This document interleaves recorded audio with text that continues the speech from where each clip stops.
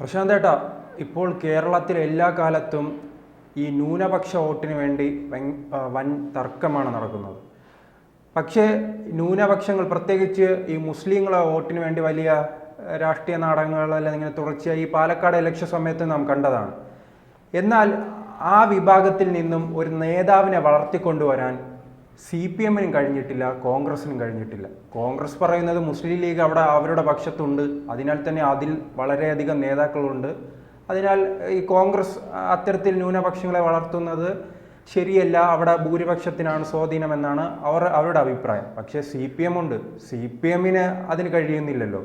കാരണം ഈ പാർട്ടി ചുമതലകളിലോ അതോടൊപ്പം തന്നെ മറ്റു പ്രധാന സ്ഥാനങ്ങളിലോ എന്നും നാം മുസ്ലിം സമുദായത്തെ കാണുന്നില്ല. അതിന് സമാനമാണ് കോൺഗ്രസ്സിൽ. ഇതെന്താണ് ഈ രാഷ്ട്രീയ പാർട്ടികൾ മുസ്ലിം സമുദായത്തെ പരിഗണിക്കുന്നില്ല? അതെന്തായിരിക്കും കാര്യം? ഇതിനകത്ത് കേരളത്തിൽ അത് വളരെ നമ്മൾ ചർച്ച ചെയ്യപ്പെടേണ്ട ഒരു സാധനം തന്നെയാണ്.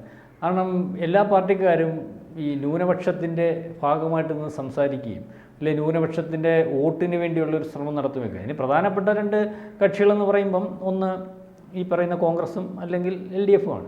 ഇവിടത്തെ രാഷ്ട്രീയം അല്ലെങ്കിൽ കേരളത്തിലെ ഇന്ത്യയിൽ ഇപ്പം നടന്നുകൊണ്ടിരിക്കുന്ന രാഷ്ട്രീയത്തിനകത്ത് ന്യൂനപക്ഷം എന്ന് പറയുന്ന പ്രധാന ന്യൂനപക്ഷം ഈ പറയുന്ന മുസ്ലിം ലീഗാണ്. അതിനകത്ത് ഇത് ക്രിസ്ത്യാനികൾ വളരെ കുറച്ച് ശതമാനം വരുന്നത്, ശതമാനം കൂടുതൽ വരുന്നത് എനിക്ക് തോന്നുന്നു മുസ്ലിങ്ങളുടെ വോട്ടാണ്. അത് കേരളത്തിലായാലും ഇന്ത്യയിലുടനീളമായാലും.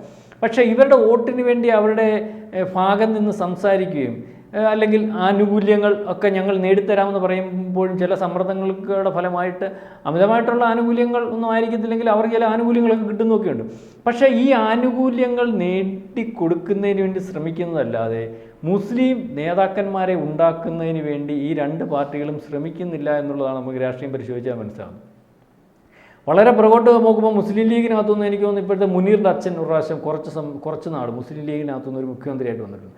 അല്ലാതെ കേരളത്തിൽ കോൺഗ്രസിൻ്റെ ഭാഗമായിട്ട് നിൽക്കുന്ന മുസ്ലിം ലീഗ് അല്ലെങ്കിൽ കോൺഗ്രസിൻ്റെ ഭാഗം ഒരു ഘടകകക്ഷിയായിട്ടാണല്ലോ ഇതിനകത്ത് എത്ര മുസ്ലിം നേതാക്കന്മാർ ഉണ്ട്?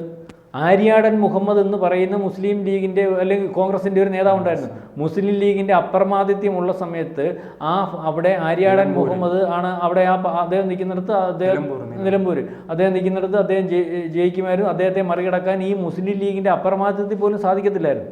കാരണം അദ്ദേഹം ഒരു ആര്യാടൻ കോളനി പോലും ഉണ്ടായിരുന്നു. ആ ആര്യാടൻ കോളനി എന്ന് പറഞ്ഞാൽ അവിടെ വീടില്ലാത്തവർക്ക് അല്ലെങ്കിൽ പാവം പിടിച്ച ആൾക്കാർക്ക് ജാതി മതമൊന്നുമില്ല. അദ്ദേഹത്തിൻ്റെ വീട്ടിൽ ചെന്ന് പറഞ്ഞു കഴിഞ്ഞാൽ അദ്ദേഹം അവിടെ വീട് വെച്ച് കൊടുക്കും ആ സ്ഥലത്ത്.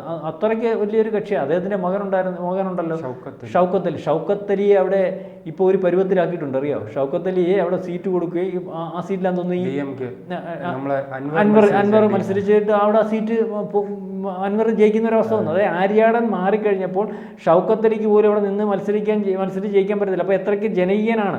അല്ലെങ്കിൽ അൻവറിനെ ഒരുപക്ഷെ മുസ്ലിം ലീഗ് സഹായിച്ചാണോ അവിടെ ജയിപ്പിച്ചതെന്ന് പോലും നമുക്ക് പരിശോധിക്കേണ്ടതായിട്ടുണ്ട്.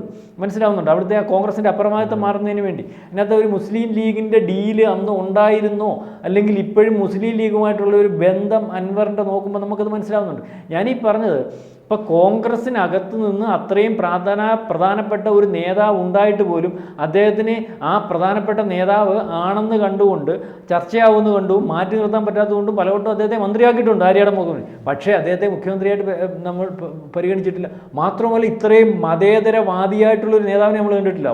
നമ്മൾ നിഷ്പക്ഷമായിട്ട് പറയണം, ആ മനുഷ്യൻ എത്ര വലിയ മതേതരവാദിയായിരുന്നറിയോ.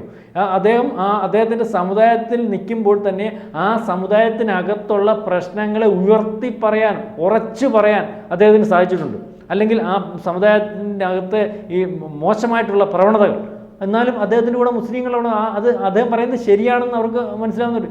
ഇപ്പോഴും തന്നെ കോൺഗ്രസിലെ അവസ്ഥ ഞാനീ പറഞ്ഞതുപോലെ മുസ്ലിങ്ങളുടെ ഭാഗമായിട്ട് നിൽക്കുന്ന നേതാക്കന്മാർ എത്ര വലിപ്പത്തിലുള്ളവരായാലും അവരെ നേതൃത്വ നിരയിൽ കൊണ്ടുവരുന്നതിന് വേണ്ടി ശ്രമിക്കാത്ത ഒരു കോൺഗ്രസ്, അത് തന്നെയാണ് CPM-നകത്ത് സംഭവിച്ചുകൊണ്ടിരിക്കുന്നത്. ഇപ്പം ഏറ്റവും അവസാനം നമ്മൾ പല നേതാക്കന്മാരെ കണ്ടില്ലയോ കോൺഗ്രസിനകത്ത് ആരുണ്ട് ഇപ്പം ഇതിൻ്റെ മുഖമായിട്ടുള്ള. ഞാനീ പറഞ്ഞത് KC വേണുഗോപാൽ ഈ ആര്യാടൻ മുഹമ്മദിൻ്റെ മകനെ അവിടെ കൈകാര്യം ചെയ്ത് ഒരുപക്ഷെ മുസ്ലിം ലീഗിൻ്റെ സഹായത്തോടു കൂടിയായിരിക്കും.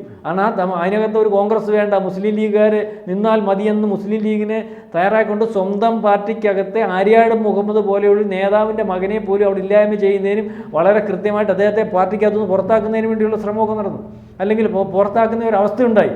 അതാണ് കോൺഗ്രസ് ചെയ്തുകൊണ്ടിരിക്കുന്നത്. അതുപോലെ തന്നെ ഇതിനകത്ത് ഇപ്പം എത്ര നേതാക്കന്മാരുണ്ട് കോൺഗ്രസിനകത്ത്? കോൺഗ്രസിനകത്ത് ഇപ്പം മുസ്ലിം നേതാക്കന്മാരാരുണ്ട്? ഒരു ഷാഫി പറമ്പിലുണ്ട്. ഷാഫി പറമ്പിലിൻ്റെ അവസ്ഥ ഇപ്പോൾ അറിയാമല്ലോ. ഷാഫി പറമ്പിൽ ഈ പറയുന്ന പോലെ മതേതരവാദിയാണ്, എല്ലാവർക്കും ഇഷ്ടമുള്ള നേതാവാണ്.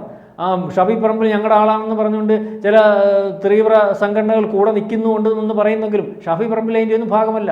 ഷാഫി പറമ്പിലിനെ എല്ലാ ജാതിയിലുള്ള ആൾക്കാർക്കും അല്ലെങ്കിൽ മതത്തിലുള്ള ആൾക്കാർക്കും, ക്രിസ്ത്യാനിക്കും ഹിന്ദുക്കും മറ്റവർക്കും എല്ലാം വളരെ കൃത്യമായിട്ട് അറിയാവുന്ന അല്ലെങ്കിൽ അംഗീകരിക്കുന്ന നേതാവാണ്. അംഗീകരിക്കുന്ന നേതാവായതുകൊണ്ടാണല്ലോ പാലക്കാട്ട് 70% 80% ഹിന്ദുക്കളുള്ളിടത്ത് ഷാഫി പറമ്പിൽ ആദ്യത്തെ പ്രാവശ്യം 2011 അദ്ദേഹം ഈ പറഞ്ഞതുപോലെ KSUവിൻ്റെ സംസ്ഥാന പ്രസിഡൻ്റായപ്പോൾ ജയിക്കുകയും പിന്നെ ഓരോ പ്രാവശ്യവും അദ്ദേഹത്തിന് ഭൂരിപക്ഷം കൂടി വന്നു. അവസാനത്തെ ഇലക്ഷന് ഭൂരിപക്ഷം കുറഞ്ഞതെന്ന് പറഞ്ഞാൽ അദ്ദേഹം ആ മത്സരത്തിനകത്ത് മട്രോമാൻ എന്ന് പറയുന്ന ആളുടെ വില എത്ര വലിപ്പത്തിലുള്ളതായതുകൊണ്ട് ഞാനീ പറഞ്ഞ. എന്നിട്ട് ഷാഫി പറമ്പിലിൻ്റെ അവസ്ഥ എന്താണ്? ഷാഫി പറമ്പിലിന് അതോടൊപ്പം തന്നെ ഈ കോൺഗ്രസിലായാലും യൂത്ത് കോൺഗ്രസിലായാലും പ്രമുഖ നേതാക്കളുടെ നാം നോക്കുമ്പോൾ ഈ ന്യൂനപക്ഷ സമൂഹം പ്രത്യേകിച്ച് മുസ്ലിം സമുദായത്തിൽ നിന്ന് ആരും കുറവാണ് അവരുടെ. അതെ, മുസ്ലിം കുറവാണെന്ന് മാത്രമല്ല, ഉള്ള ആൾക്കാരെ ആ ഒരു നിലവാരത്തിൽ എത്തിക്കുന്നതിന് വേണ്ടി ശ്രമിക്കുന്നില്ല. മാത്രവുമല്ല, ജനം ചർച്ച ചെയ്യുന്ന ഒരു നേതാവുണ്ടെങ്കിൽ അയാളെ കൃത്യമായിട്ട് ലൈം ലൈറ്റിൽ നിന്ന് മാറ്റി നിർത്തുന്നതിന് വേണ്ടി ശ്രമിക്കുന്നുണ്ട്. ഇപ്പം തന്നെ ഈ പറയുന്ന മുസ്ലിം നേതാവെന്ന് പറയുന്ന ഈ പേരെടുത്ത് പറയത്തക്കോണമുള്ള ആൾ ഷാഫി പറമ്പിലേ ഉള്ളൂ. ബാക്കി വയനാട്ടിൽ നിന്നുള്ള നേരത്തെ യൂത്ത് കോൺഗ്രസ് സംസ്ഥാന പ്രസിഡൻ്റായിട്ടുള്ള അയാളുടെ പേരെന്ത് സിദ്ദിഖ് എന്ന് ഈ ജനങ്ങൾക്കിടയിൽ ഇഷ്ടമുള്ള ഒരു നേതാവൊന്നുമായിട്ട് എനിക്ക് തോന്നുന്നില്ല. അപ്പോൾ സിദ്ദിഖിനെ ഒക്കെ ഉണ്ടെങ്കിൽ പോലും സിദ്ദിഖിനെ ഒന്നും വിവാദങ്ങൾ പെടുകയും ജനകീയനല്ല. അത് മാത്രമല്ല, എല്ലാ മതസ്ഥരും അംഗീകരിക്കുന്ന നേതാവൊന്നുമല്ല.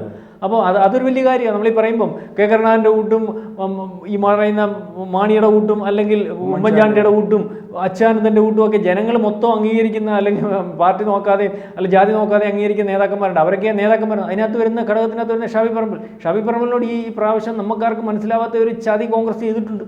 അത് നിങ്ങൾക്ക് മനസ്സിലാവുന്നില്ല. ഷാഫി പറമ്പിലിന് KC വേണുഗോപാൽ എന്ന് പറയുന്ന വ്യക്തിക്ക് ആലപ്പുഴ മത്സരിക്കുന്നതിന് വേണ്ടി അവിടുത്തെ ഈ ന്യൂനപക്ഷ സമുദായത്തിൻ്റെ ഇക്വേഷൻ കറക്റ്റ് ചെയ്യുന്നതിന് വേണ്ടി ഷാഫി പറമ്പിലിനെ ഈ പറയുന്ന പാലക്കാട്ടു നിന്ന് മാറ്റുകയാണ്. പാലക്കാട്ടു നിന്ന് മാറ്റി മറ്റിടത്ത് പോയി MP ആക്കുമ്പോൾ വലിയ ആഘോഷത്തിൽ മനസ്സിലാവാതെ നിൽക്കുന്ന ഒരു കാര്യമുണ്ട്. അടുത്ത പ്രാവശ്യം 2026 ഇവിടെ അധികാരത്തിൽ കോൺഗ്രസ് വരികയാണെങ്കിൽ ഈ ഏറ്റവും ആദ്യം പരിഗണിക്കുന്ന അല്ലെങ്കിൽ മുസ്ലിമിൻ്റെ രീതിയിലും അല്ലെങ്കിൽ ഏറ്റവും ആദ്യം പരിഗണിക്കപ്പെടുന്ന യുവജനങ്ങളുടെ ഭാഗത്തു നിന്നും വരുന്ന ഒരു മന്ത്രി എന്ന് പറയുന്നത് ഷാഫി പറമ്പിലായിരുന്നു. ഷാഫി പറമ്പിലെ വളരെ കൃത്യമായിട്ട് വെട്ടിമാറ്റിയതാണ്. അതുകൊണ്ട് തന്നെയാണ് അദ്ദേഹം തന്നെ മാറി അങ്ങോട്ട് മത്സരിക്കണം തീരുമാനിച്ചത്. മനസ്സിലായില്ല? അത് വേണ്ട, ഷാഫി പറമ്പ് അദ്ദേഹം മാറി മത്സരിക്കേണ്ട, അവിടെ പോയി ഷാനിമോൾ ഉസ്മാനെ മത്സരിപ്പിച്ചാൽ പോരായിരുന്നു. ഷാനിമോൾ അവിടെ ചുമ്മാ നിൽക്കായിരുന്നു. ആലപ്പുഴയിൽ നിന്ന് ഇയാൾ മാറുമ്പോൾ ഷാനിമോൻ്റെ സീറ്റായിരുന്നല്ലോ പോകുന്നത്. ആ ഷാനിമോളെ ഈ പറയുന്ന വടകരയെ മത്സരിപ്പിക്കായിരുന്നല്ലോ, അവർ ജയിച്ചേനെ. അപ്പം അതല്ല, ഇതിനകത്ത് ഷാഫി പറമ്പിൽ എന്ന് പറയുന്ന ആളിനെ 2026 കോൺഗ്രസ് അധികാരത്തിൽ വരികയാണെങ്കിൽ മുകളിൽ നിന്ന് KC വേണുഗോപാലിന് ഇറങ്ങി വരുവാനും സാധിക്കും.